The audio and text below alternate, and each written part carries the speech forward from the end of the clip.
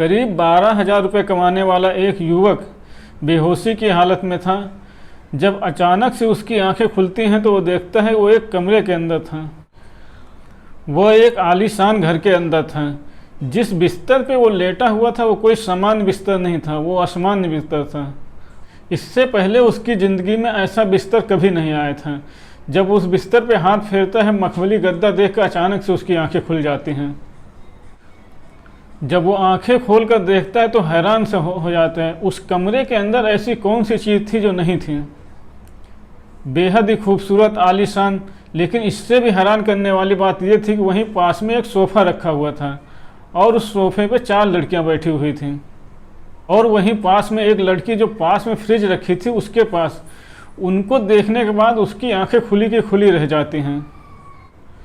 दरअसल उन लड़कियों ने सिर्फ अंडरगारमेंट्स पहने हुए थे, इसके अतिरिक्त उनके शरीर पर कोई कपड़ा नहीं था।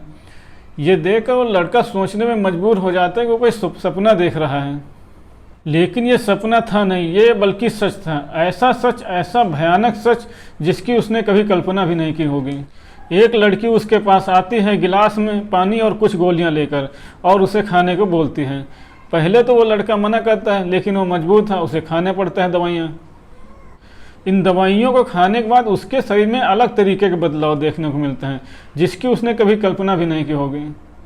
नमस्कार दोस्तों, मैं हूं राजन यादव। आप सभी का स्वागत करता हूं अपने YouTube चैनल पर एक नई कहानी के साथ।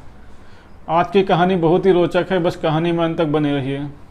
ये सच्ची घटना है। पंजाब राज्य का एक शहर है जलंधर, वहीं पर एक इलाका पड़ता है कपूरथला रोड। 21 नवंबर 2022 की यह घटना है। शाम 7 बजे जब सड़कों पर अंधेरा पसरा था, स्ट्रीट लाइटें जल रही थी, तभी एक मजदूर चमड़ा फैक्ट्री से काम करके अपने घर जा रहा था। तभी एक कार आके उसके सामने रुकती है। कार का शीशा नीचे होता है, उससे एक आवाज़ आती है, भाई साहब सुनो, भाई साहब आपसे बहुत ज़रूरी काम है। जैसे ही वो लड़का कार के पास जाता है, उधर से लड़की एक पर्ची दिखाकर बोलती है, हमें इस पते पर जाना है, अगर आपको कुछ जानकारी हो तो हमें बता दीजिए। वो लड़का बोलता है, मैडम मैं तो चमड़ा फैक्ट्री में काम करता हूँ, ज़्यादा पढ़ा लिखा हूँ नहीं, मुझे एड्रेस कहाँ का है मुझे इसकी जानकारी नहीं है। मैं 400 रुपये कमाता हूँ, इससे ज़्यादा की मेरी औकात नहीं है। ये सब बातें वो लड़का जब अपने बारे में बोल ही रहा था, तभी अचानक से उसके चेहरे पर कुछ ठंडा सा पदार्थ आके गिरता है। इससे पहले कि वो कुछ समझ पाता, वो लड़का बेहोश हो गया था। बेहोश होने के बाद 7 बजे का ये वाक़या है। उसकी आंखें 2 घंटे बाद 9 बजे खुलती हैं। एक बड़े से आलीशान घर के कमरे के अंदर, उस घर में सुख सुविधा की सारी वस्तुएं मौजूद थीं। जिस जगह पर, जिस वस्तु पर वो नज़र मार रहा था, इससे पहले उसने अपनी ज़िंदगी में वो चीज़ें कभी नहीं देखी थी। तभी एक लड़की उसके पास एक गिलास में पानी और कुछ गोलियां लेकर आती है और उसे खाने को बोलती है। पहले तो लड़का विरोध कर रहा था, लेकिन उस लड़कियों ने बोला, तुम्हारे साथ जो अंजाम किया जाएगा इसकी तुमने कभी कल्पना भी नहीं की होगी। हाथ और पैर पूरी तरह से बंधे होने के कारण वो ज़्यादा विरोध भी नहीं कर सका और पूरी तरह से शांत पड़ा रहा। उस लड़के ने अपनी आंखों से देखा कि वो लड़कियां एक एक करके अपने सारे कपड़े उतार रही हैं। जब उनके शरीर में केवल अंडरगारमेंट्स बचते हैं तो उन लड़कियों ने वहीं पास में रखी शराब को पीना शुरू कर दिया। इससे भी हैरानी की बात यह थी कि इन लड़कियों में से किसी की भी उम्र 20 साल से कम नहीं थी और 24 साल से ज़्यादा नहीं थी। वो लड़कियां आपस में कभी अंग्रेजी में बात कर रही थी, कभी पंजाबी में बात कर रही थी। वो मजदूर कुछ समझ ही नहीं पा रहा था आखिर ये क्या चल रहा है। जब उसको गोलियां और वो पानी पिलाया जाता है तो उसके शरीर में अलग तरह के बदलाव होने लगते हैं। उन लड़कियों ने उसके साथ ऐसी ऐसी हरकत की जिसकी उसने कभी कल्पना भी नहीं की होगी। उन लड़कियों ने उसके शरीर में अलग अलग ऐसी हरकत की, शायद उसे अच्छा नहीं लग रहा था। लेकिन उन लड़कियों में आपस में जिस तरह का कंपटीशन था, वो बारी बारी से उस लड़के का रेप करना शुरू कर देती हैं, जैसे कोई पुरुष किसी महिला के साथ बलात्कार कर रहा हो। वो लड़का रो रहा था, गिड़गिड़ा रहा था, मैडम तुम मुझे जानती नहीं हो, मैं मजदूर आदमी हूँ, गरीब आदमी हूँ, ये मेरे साथ क्यों कर रही हो। लेकिन वो चारों लड़कियां हवस की भूखी थी, अंधी की, उन्हें अपना करने के अतिरिक्त कुछ दिखाई ही नहीं दे रहा था। और धीरे धीरे करके रात के 3 बज जाते हैं। 3 बजे तक उसके साथ ही घिनौना कृत्य होता रहता है। और 3 बजे के बाद जिस तरह से उसको, जहाँ से उसके हाथ पैर बांध कर उठाकर वो लड़कियां लाई थी, वहीं पर ले जाके फेंक देती हैं।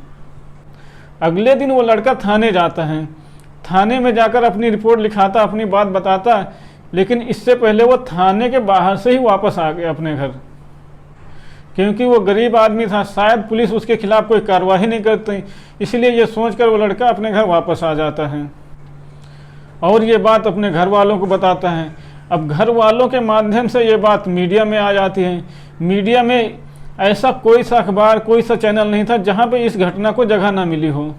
जब लोगों को पता चला कि 4 बड़े घर की लड़कियों ने एक मजदूर के साथ रेप किया, वो भी रात के 9 बजे से लेकर रात के 3 बजे तक, उन्होंने उस लड़के को जिस तरह की गोलियां स्प्रे दी थी, उसके बाद उन्होंने अपनी हवस तो पूरी कर ली थी, लेकिन ये बात जब अखबारों में छप जाती है तो पंजाब पुलिस हरकत में आती है।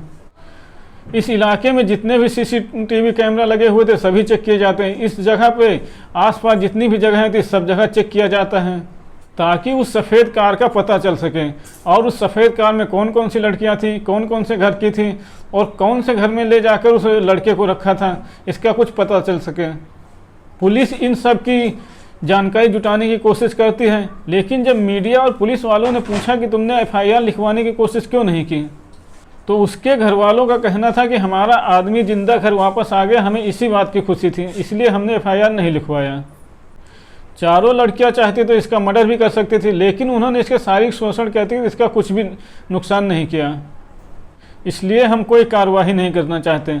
वैसे भी हम गरीब आदमी हैं, 10-12 हज़ार रुपये महीना कमाते हैं, हमारी कौन सुनता, कहाँ जाकर केस करते, कौन हमारी सुनता, इसलिए हमने FIR करने की कोशिश नहीं की। लेकिन हर कोई ये जानने की कोशिश कर रहा था कि आखिरकार ये 4 लड़कियां कौन थीं, कौन से घर से थी ये, आखिरकार इस लड़के के साथ ऐसी हरकत क्यों की, क्या इन लड़कियों ने ऐसा पहली बार किया या वो रोज़ रात को ऐसे ही निकलती हैं और किसी भी व्यक्ति को बेहोश करके अपने घर में ले जाती हैं। बहुत सारे सवाल थे हर किसी के मन में, हर कोई जानना चाहता है। ठीक वैसे ही जब इस घटना के बारे में लोगों को जानकारी मिली अखबारों के माध्यम से, तो सभी लोग चटकारे ले रहे थे और हैरानी भी हो रही थी कि एक तरफ लड़कियों के साथ गंदा काम हो रहा है, दूसरी तरफ लड़कियां खुद ही पुरुषों को अपना हवस का शिकार बना रही हैं।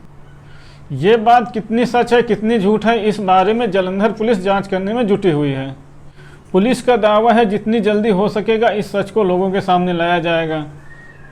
दोस्तों, इस घटना को सुनाने का उद्देश्य किसी को परेशान करना नहीं है, बल्कि लोगों को जागरूक करना है। तो ये थी आज की सच्ची कहानी। अगर कहानी आपको पसंद आई हो तो वीडियो को लाइक करें, चैनल को सब्सक्राइब करें।